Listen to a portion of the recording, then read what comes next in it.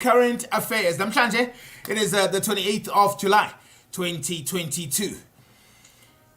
We go straight into our current affairs by the new, scary, and quite dangerous method by which Amasela and those who are doing wrong are starting to catch people off guard by.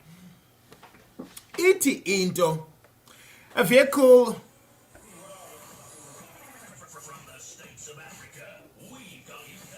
A vehicle crime expert has alerted South Africans to the emergence of a new hijacking trend, which has boomed in popularity since 2020.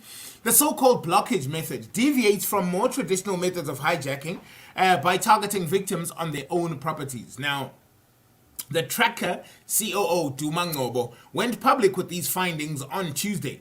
He gave an interview to the ENCA confirming that the blockage method was being used to largely exploit people receiving home deliveries. Especially car thieves will stalk the property until the gates are opened. The preferred method is to wait until a delivery is made, although this new hijacking trend can be used to target anyone entering or exiting a property using electric gates. As soon as those gates are open, the hijackers will block you in at your property, making escape impossible. Victims are then obliged to comply with the criminal's requests. The process isn't complicated, but it is efficient enough for carjackers to get what they want and speed away. But can an individual really prepare for this new hijacking trend? Ngobo's advice is hardly groundbreaking but remains imperative. Whenever you need to exit or enter your property, vigilance is key. Stay aware of surroundings at all times. It is greatly encouraged too. When you travel late at night, we advise you to tell your loved ones about your journeys. But there is another new hijacking trend to note. People are now being targeted when they wait at their gate for a delivery. People ordering stuff to be delivered to their homes have increased, causing a spike in home blockages. It is so vital then to remain aware of your surroundings at all times. Hijackers now tend to wait for your electric gate to open, block you in, gain access to your property and or vehicles. Dumangobo said that hijacking trend is dubbed the blockage method. So be very careful out there, guys, and don't wait by the gate. If you are in a car, keep enough space so that you can make a move should somebody try or should a situation arise that might find you in a situation where you realize, wow, this is strange, it doesn't feel right, and something is off, so that you can make your way out of there without getting yourself injured. Former SAA board chair Dudu Myeni has pleaded guilty to defeating the ends of justice. The delinquent director revealed the identity of the state capture witness known only as Mr. X. This was despite an order that his identity not be revealed. Myeni has been given 120,000 rand fine, but now she's expected to pay 60,000, with the other half being suspended for 5 years on condition she does not commit the same offense. It's either that or 2 years in prison. Wow. Over the last 2 years, popular Facebook user B.I. Phakathi built himself a reputation as one of South Africa's most generous citizens and changemakers. Phakathi has earned the title of philanthropist after he shared numerous videos of himself helping unsuspecting strangers with much needed things such as food and money. In different instances, he even helps them start businesses and make a success of themselves. In a recent clip, now dubbed the Faceless philanthropist, he can be seen giving a man 2,000 rand after testing the man's generosity by asking him for a 2 rand, which the man gave him without hesitation. One can truly be considered lucky to come across a man known only as B.I. Phakathi.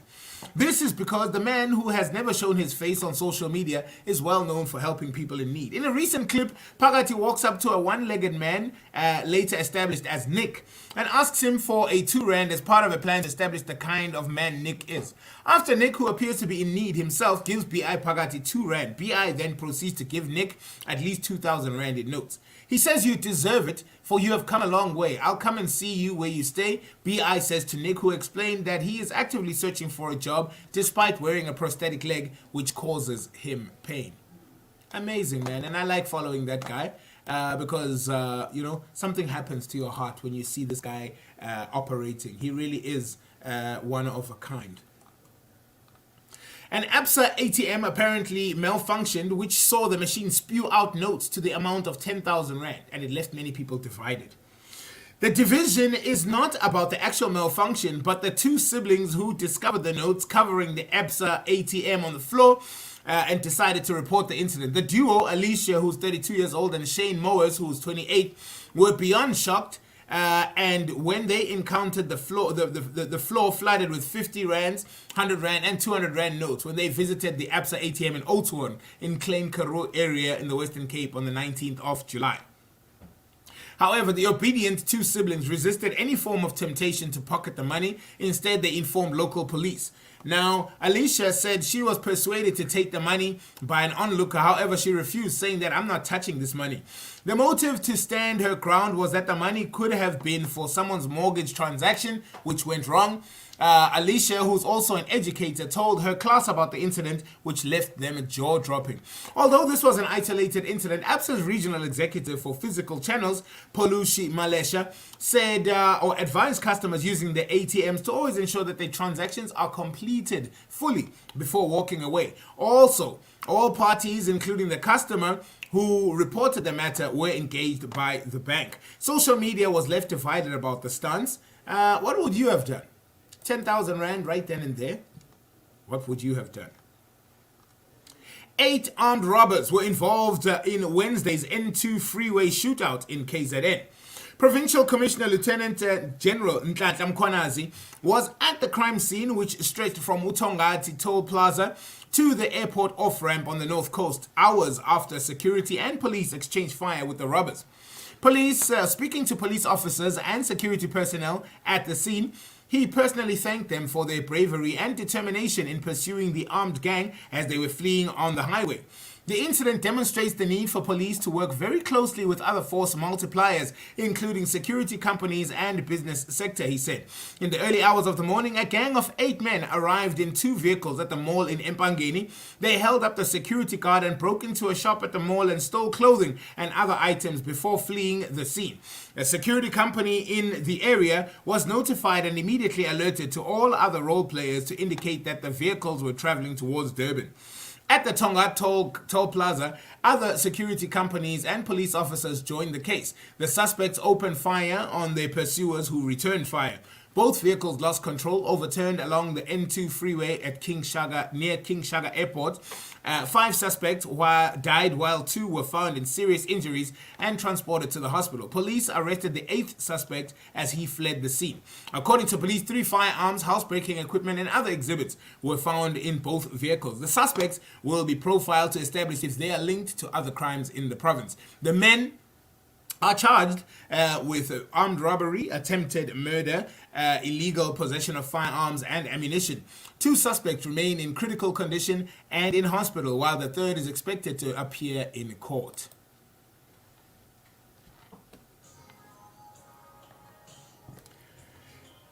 In Pretoria, the weight which customary marriages carry was once again illustrated during a legal wrangle by 2 widows.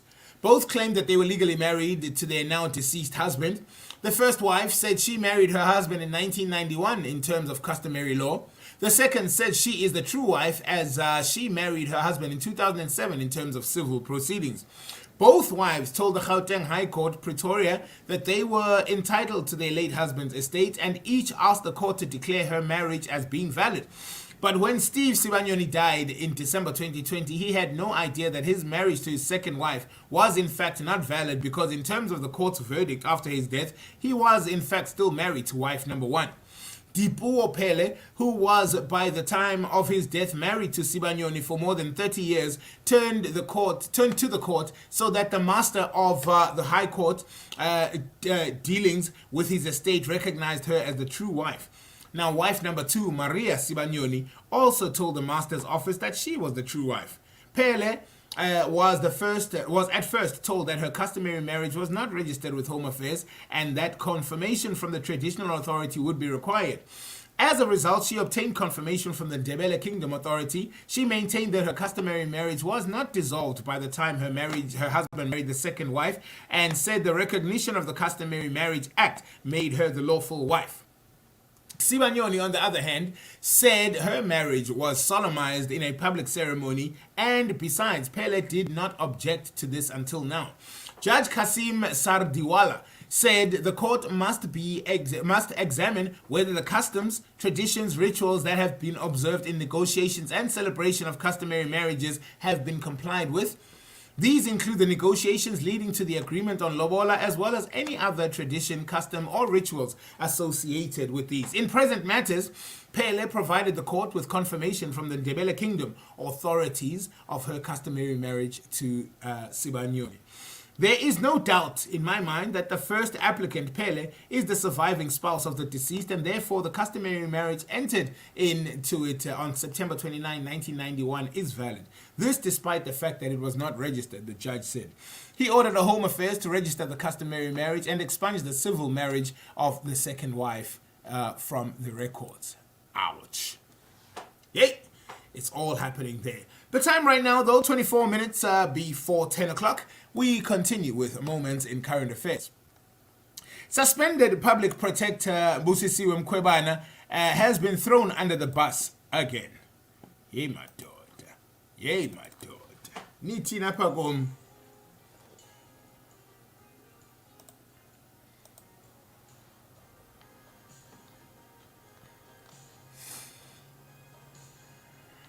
Sphelo Samuel, the recently reinstated head of Free State Office, has corroborated damning claims made by the former investigator Tebogo Kekana. Kekana told the impeachment inquiry into Mkhwebane's fitness to hold office that she didn't want politicians implicated in the Freeway dairy farm probe. Samuels told the inquiry that former Free State Premier Ace Magashule and former Agriculture MEC Mosebenzi Zwane were uncooperative in that investigation. Yeah.